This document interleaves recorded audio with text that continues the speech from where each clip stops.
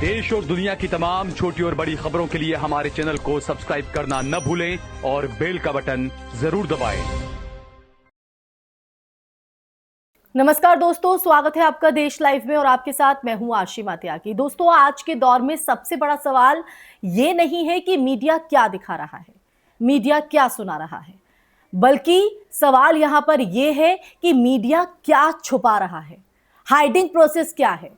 और उससे भी बड़ा सवाल, उससे भी बड़ा प्रश्न चिन्ह यह है कि जो छुपाया जा रहा है उसे कौन उजागर कर रहा है।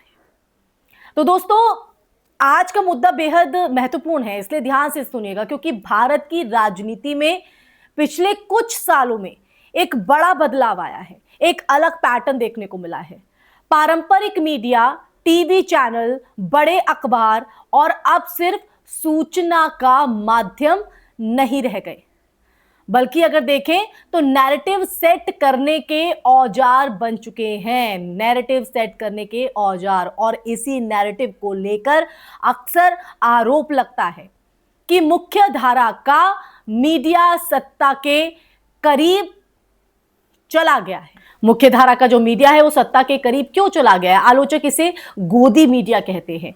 यहां नाम आते हैं नरेंद्र मोदी, अमित शाह का, जिनका देखा जाए तो जिनकी सरकार पर यह आरोप लगता है कि उसने मीडिया इकोसिस्टम को अपने पक्ष में झुका लिया है। अब ये जो आरोप है, ये आरोप सिर्फ विपक्ष नहीं बल्कि कई स्वतंत्र पत्रकार और अंतरराष्ट्रीय संस्थाएं भी समय समय पर उठाती रही हैं। लेकिन कहानी यहीं खत्म नहीं होती है। असली खेल अगर देखा जाए, यानी कहानी की शुरुआत अगर देखी जाए, तो असली खेल शुरू होता है सोशल मीडिया से। तो क्या है ये असली खेल? क्यों आज हम ये मुद्दा आपके बीच लेकर आए हैं? हर पहलू पर करूंगी मैं बात, लेकिन उससे पहले आप लोगों से अपील, इंसाफ की आवाज को बुलंद करने के लिए और सच्ची पत्रकारिता के लिए हमारा यानी देश लाइव का सहयोग करें। साथ ही डिस्क्रिप्शन में दिए गए लिंक को ओपन कर ज्वाइन बटन दबाकर आप हमसे यानी देश लाइव से सीधा जुड़ सकते हैं दोस्तों। तो दोस्तों, वापस आज की चर्चा पर लौटते हैं और पूरे मामले को समझते हैं, जानते हैं कि ये जो नैरेटिव की लड़ाई यहाँ पर देखी जा रही है और ऐसा इन सालों में क्या हुआ है भारतीय राजनीति में कि हमें ये बदलाव देखने को मिल रहे हैं, या आए दिन इस तरह की जो तस्वीर है वो नजर आती है। और सोशल मीडिया सवालों के घेरे में क्या है, क्यों है? तो दरअसल सोशल मीडिया ने सूचना के प्रवाह को लोकतांत्रिक बना दिया है। अगर अब देखा जाए तो खबर सिर्फ बड़े चैनल्स के स्टूडियो से नहीं निकलती है, बल्कि अगर देखा जाए तो एक आम व्यक्ति, एक स्वतंत्र पत्रकार या एक एक्टिविस्ट भी वीडियो, ट्वीट या पोस्ट के जरिए लाखों लोगों तक अपनी बात जो है वो पहुंचा सकता है। अब देखिए, यही वजह है कि आज ट्विटर, एक्स कहते हैं, यूट्यूब, इंस्टाग्राम जैसे प्लेटफॉर्म नया मीडिया बन चुके हैं, नए प्लेटफॉर्म मीडिया के।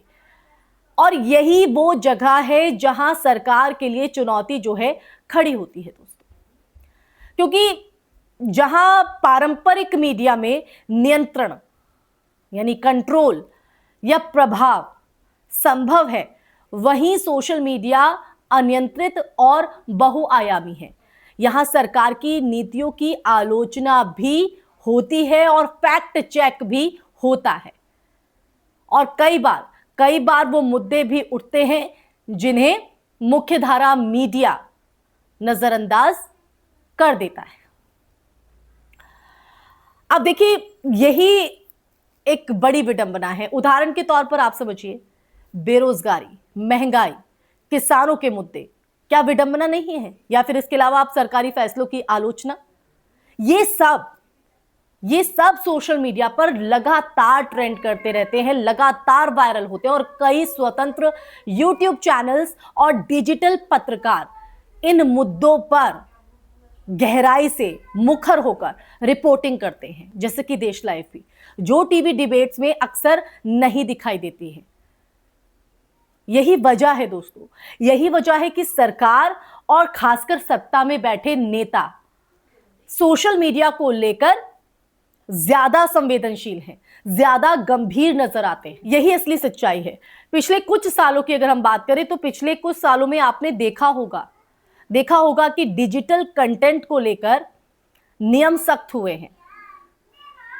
आईटी रूल्स आए, प्लेटफॉर्म्स पर कंटेंट हटाने का जो प्रेशर है, जो दबाव है, वो बड़ा है। और कई मामलों में तो पत्रकारों या यूट्यूबर्स पर कार्रवाई भी हुई है और कई बार उन पर हमले भी हुए हैं।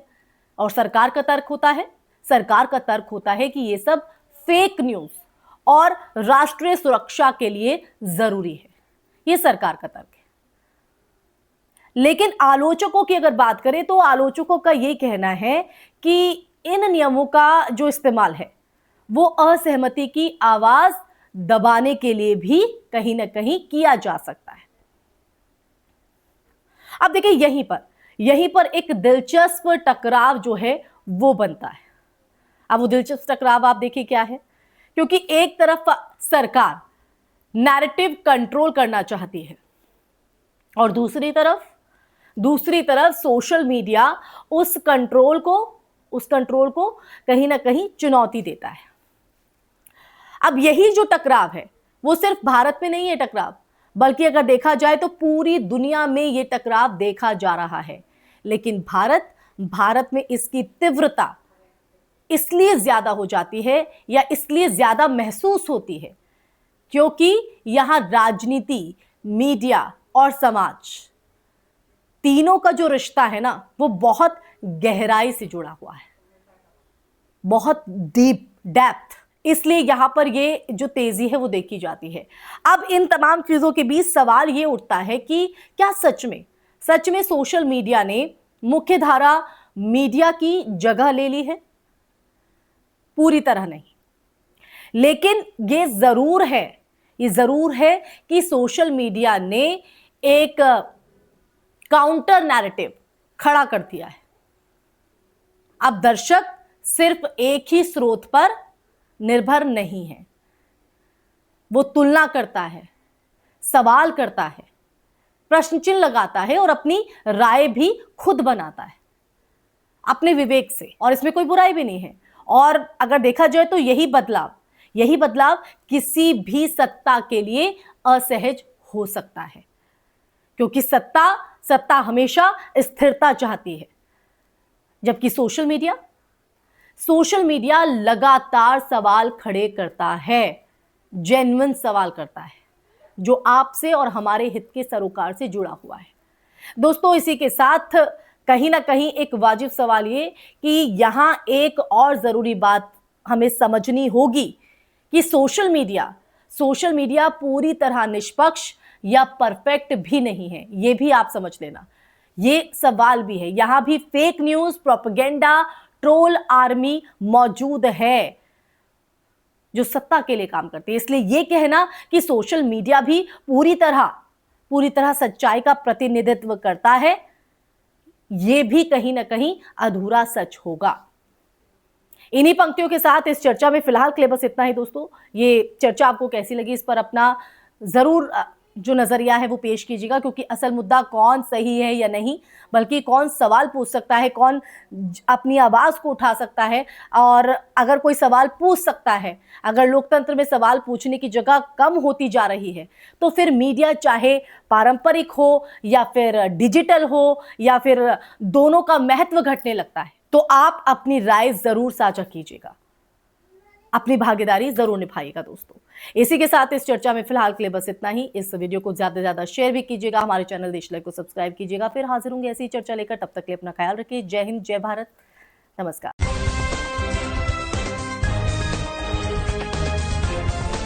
देश और दुनिया की तमाम छोटी और बड़ी खबरों के लिए हमारे चैनल को सब्सक्राइब करना न भूलें और बेल का बटन जरूर दबाएं।